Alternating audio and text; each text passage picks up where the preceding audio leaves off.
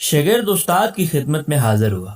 عرض کیا کہ حضرت میری والدہ بہت بیمار ہیں، ایسی سخت بیمار ہیں کہ حکیموں طبیبوں نے ہاتھ اٹھا لیے ہیں۔ انہوں نے خاص طور پر مجھے آپ کے پاس بھیجا ہے۔ استاد نے پوچھا کہ کس لیے بھیجا ہے؟ شاگرد نے عرض کیا کہ میری والدہ یہ چاہتی ہیں کہ آپ ان کے لیے اللہ تبارک و تعالیٰ سے دعا کریں کہ اللہ تعالیٰ انہیں مکمل صحت یابی عطا فرمائے۔ انہیں بڑی امید ہے کہ آپ کی دعا سے اللہ تبارک و تعالیٰ انہیں صحت عطا فرما دے گا۔ یہ استاد حضرت امام احمد بن حنبل تھے، بہت بڑے محدث، بہت بڑے فقیہ، عابد اور زاہد، اللہ کے ایسے نیک بندے تھے کہ ان کے حالات زندگی پڑھ کر اندازہ ہوتا ہے کہ عظیم ہستیاں تو ایسی ہی ہوتی ہیں۔ وہ نسلاً عرب تھے، بغداد میں ان کی تعلیم ہوئی۔ امام ابو یوسف، امام شافعی، امام عبد الرزاق یمنی سے انہوں نے حدیثیں پڑھی۔ عراق، حجاز، شام، یمن کا سفر کر کے جہاں کسی اہل علم کو پاتے اس سے ضرور استفادہ کرتے۔ 6 دفعہ حج بیت اللہ کا شرف حاصل کیا۔ احادیث نبوی کا ایک بڑا گراں پایا مجموعہ مرتب فرمایا جس کا نام ہے مسند احمد۔ بیمار ماں کا بیٹا جب آپ کے گھر پہنچا تو اس نے آپ کے دروازے پر پہنچ کر کنڈی کھٹکھٹائی۔ امام صاحب نے پوچھا کون ہے؟ خزینۃ الاصفیاء میں ہے کہ جواب ملا کہ ایک سائل ہوں اور میری ماں بیمار ہے، آپ سے دعا کروانے کے لیے آیا ہوں۔ حضرت نے جب دروازہ کھول کر سائل کو دیکھا تو سائل جو کہ آپ کا شاگرد بھی تھا، دعا کی التجا سن کر انہوں نے حامی بھر لی، فوراً تازہ غسل کیا اور مصلے پر بیٹھ گئے، پھر نفلیں پڑھنا شروع کر دی۔ ان کے خادم نے شاگرد سے کہا کہ میاں تم جاؤ، اللہ تعالیٰ کی بارگاہ میں دعا کرتے رہو، حضرت صاحب تو تم سے حامی بھرتے ہی تمہارے کام میں لگ گئے ہیں۔ رسول اکرم صلی اللہ علیہ وآلہ وسلم نے ارشاد فرمایا کہ تم میں سے جس شخص کے لیے دعا کا دروازہ کھول دیا گیا، یعنی جسے دعا مانگنے کی توفیق دے دی گئی، اس کے لیے رحمت کے دروازے کھول دیے گئے۔ اللہ تعالیٰ سے جو دعائیں مانگی جاتی ہیں، ان میں سے اللہ تعالیٰ کو سب سے زیادہ پسند یہ ہے کہ اس سے دنیا اور آخرت میں عافیت کی دعا مانگی جائے۔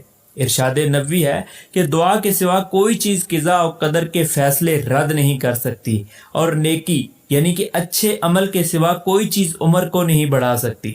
دعا کے بارے میں ایک حدیث سے معلوم ہوتا ہے کہ یہ اللہ کے ہاں مقدر ہوتی ہے۔ انبیاء کرام کی دعاؤں کا تو کیا کہنا، اور بالخصوص جناب رسول کریم صلی اللہ علیہ وسلم کی دعاؤں کا، کہ جن کے بارے میں قرآن خود شہادت دیتا ہے۔ قرآن مجید کہتا ہے کہ آپ کی زبان سے تو اس کے سوا کچھ اور نکلتا ہی نہیں جو اللہ تعالیٰ چاہتا ہے۔ صحابہ کرام رضوان اللہ اجمعین بہت سے بزرگ مستجاب الدعوات تھے، ان کی دعائیں ضرور قبول ہوتی تھی۔ بہت سے بزرگ اور اہل دل بھی ایسے ہوتے ہیں کہ جن کی دعائیں اللہ تعالیٰ قبول فرماتے ہیں۔ روزے دار کی دعا روزہ افطار کرنے کے وقت قبول ہوتی ہے۔ عادل حکمران کی دعا اور مظلوم کی دعا بھی بہت جلد قبول ہوتی ہے۔ مسلمان ایک دوسرے کے بھائی ہیں اور ایک دوسرے کے لیے انہیں دعائیں کرتے رہنے کا حکم ہے۔ جب کسی کے لیے کسی اور کی زبان سے دعا نکلتی ہے تو اس میں اخلاص ہوتا ہے۔ اللہ تبارک و تعالیٰ نے حضرت موسیٰ علیہ السلام کو حکم دیا کہ ایسے منہ سے دعا مانگو جس سے گناہ نہ کیا ہو۔ جب یہ حکم آیا تو یہ بھید بھی حضرت موسیٰ علیہ السلام پر کھلا کہ کوئی دوسرے کی زبان سے اپنے لیے گناہ نہیں کرتا، اس لیے پرہیزگاروں اور اللہ کے نیک بندوں سے دعائیں کرائی جاتی ہیں۔ مسلمان ایک دوسرے سے رخصت ہوتے ہیں تو کہتے ہیں کہ دعاؤں میں یاد رکھیے گا۔ امام احمد بن حنبل رحمۃ اللہ علیہ کی چوکھٹ سے اٹھے تو ان کے شاگرد نے گھر کی راہ لی، خود بھی راستے بھر دعا کرتے ہوئے جا رہے تھے۔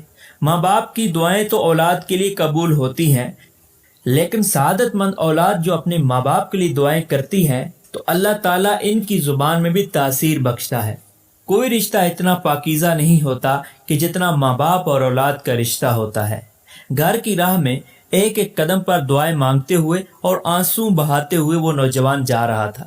جب یہ نیک بیٹا دروازے پر پہنچا تو اس نے آہستہ سے دروازہ کھٹکھٹایا۔ جواب میں جب دروازہ کھلنے کے لیے آنے والے پیروں کی چاپ اس نے سنی تو اسے بڑا تعجب ہوا، اس لیے کہ اس کے کان بچپن سے ہی اس چاپ سے آشنا تھے۔ ایک ایک لمحہ بے صبری سے گزرا تو دروازے کی کنڈی کھلی اور بیٹا یہ دیکھ کر سجدے میں گر پڑا اور رونے لگا کہ دروازہ کھولنے والا کوئی اور نہیں بلکہ اس کی پیاری ماں تھی۔ ناظرین گرامی، ماں اللہ تبارک و تعالیٰ کا دنیا میں سب سے پیارا، سب سے میٹھا، سب سے بہترین تحفہ ہے۔